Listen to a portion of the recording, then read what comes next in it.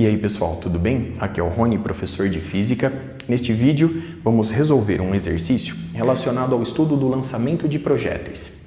Observe o quadro enquanto eu faço a leitura do enunciado. Um bombardeiro a 300 metros de altitude, voando a 180 km por hora, mergulha segundo um ângulo de 30 graus com a horizontal em perseguição a um carro que viaja a 90 km por hora. A que distância horizontal do carro deve ser lançada uma bomba para que acerte no alvo? Para resolver o exercício, eu vou adotar a seguinte estratégia. Primeiro, eu vou calcular o tempo de voo da bomba, isto é, o tempo que ela permanece no ar até atingir o solo horizontal. Na sequência, eu vou calcular o alcance horizontal da bomba, representado aqui na figura por XF. E para fazer esse cálculo, eu vou recorrer ao tempo de voo calculado inicialmente. A partir daí, para que a bomba atinja o carro, para que a bomba atinja o alvo, eu vou impor que a posição final da bomba medida sobre o eixo X coincide com a posição final do carro. Ao desenvolver esse raciocínio, vai surgir naturalmente a distância do carro à linha vertical do ponto de lançamento da bomba, representado aqui na figura por XC. Portanto, o nosso propósito é o de obter esse valor, o valor de XC. Muito bem? Dando sequência, vamos começar, portanto, calculando o tempo de voo da bomba. Para fazer isso, eu vou projetar o seu movimento na direção do eixo Y, situação em que o movimento é retilíneo, uniformemente variado. E para calcular o tempo de voo, eu vou recorrer à lei horária desse movimento. Portanto, nós temos y é igual a y0 mais v0yt mais 1 sobre 2 vezes a y t elevado ao quadrado. Muito bem? Sendo assim, obtemos y. Neste caso, a posição final y da bomba é igual a Hzão, que vale 300 metros. Portanto, Hzão é igual. y0 é igual a zero, pois a bomba foi lançada no instante t igual a zero a partir da origem do nosso sistema de coordenadas.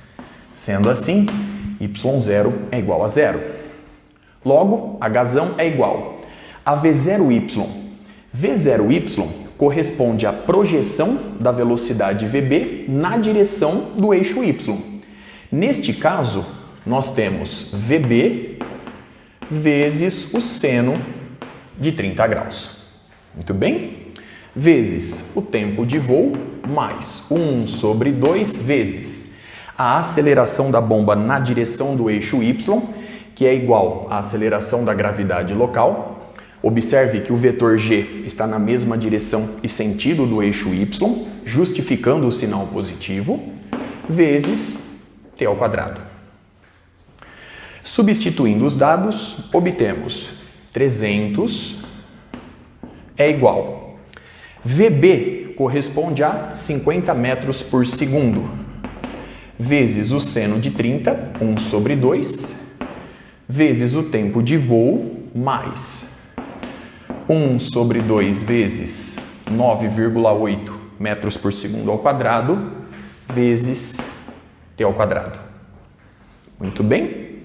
Sendo assim, obtemos 300 é igual a 25 vezes t mais 4,9 vezes t ao quadrado. Para facilitar os cálculos, eu vou admitir que o valor de g, neste caso, é igual a 10 metros por segundo ao quadrado. Consequentemente, vamos obter aqui 5 vezes t ao quadrado. Dividindo todo mundo por 5, obtemos t ao quadrado mais 5 vezes t menos 60 igual a zero. Vamos agora em busca das raízes dessa equação do segundo grau. Vamos começar, portanto, calculando o delta. Delta é igual AB ao quadrado menos 4AC. Portanto, nós temos 5 elevado ao quadrado menos 4 vezes o A, que é 1, vezes C menos 60. Consequentemente, delta fica dado por 25 mais 60 vezes 4, 240, o que nos dá 265. Muito bem, observe o resultado obtido e os cálculos realizados até aqui. Sendo assim, o tempo de voo T fica dado por menos B mais ou menos a raiz quadrada de delta, tudo isso dividido pelo dobro de Azinho. Portanto, nós temos menos B mais ou menos a raiz quadrada de delta sobre 2 vezes Azinho, que vale 1, e, portanto, dividido por 2. Muito bem? A raiz negativa não nos interessa. Portanto, o instante t, o tempo de voo, é dado por menos 5 mais a raiz quadrada de 265, tudo isso sobre 2. Efetuando os cálculos, você vai encontrar um tempo de voo aproximadamente igual a 5,64 segundos. Muito bem? Vamos agora calcular o alcance horizontal da bomba representado por XF. Para fazer isso, eu vou projetar o movimento da bomba no eixo X, situação em que o movimento é retilíneo e uniforme. Desta forma, obtemos a posição final XF é igual à posição inicial x0 da bomba mais a sua velocidade inicial na direção do eixo X vezes o tempo de voo. Sendo assim, obtemos XF igual. A posição inicial x0 da bomba é igual a 0. Eu reforço.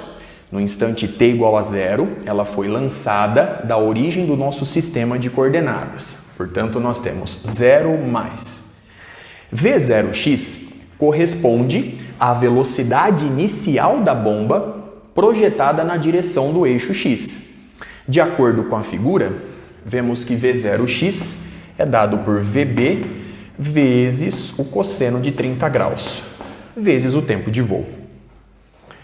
Substituindo os dados, obtemos XF igual a VB, 50 metros por segundo, vezes o cosseno de 30 graus, raiz de 3 sobre 2, vezes o tempo de voo, 5,64 segundos.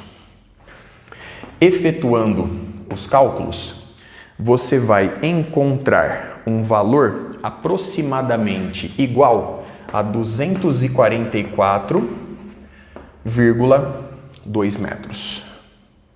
Muito bem, observe mais uma vez os resultados obtidos e os cálculos realizados até aqui. A partir de agora, eu vou impor a condição de que a bomba atinge o alvo. E como eu vou fazer isso? Eu vou admitir que a posição final da bomba sobre o eixo X é exatamente igual à posição final do carro, que está se movendo sobre o solo, descrevendo um movimento retilíneo e uniforme.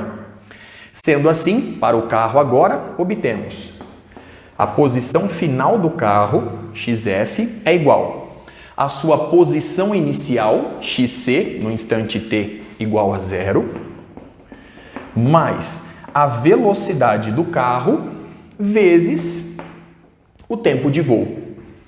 Muito bem? Sendo assim, obtemos 244,2 metros é igual a XC mais a velocidade do carro é igual a 25 metros por segundo vezes o tempo t, 5,64 segundos.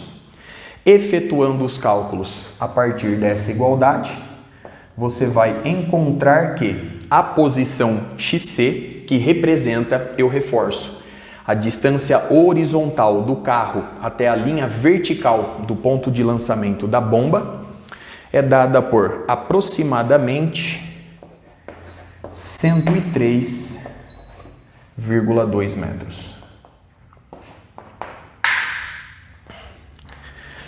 Observe os cálculos realizados, os resultados obtidos. Com isso, eu encerro este vídeo. Até a próxima.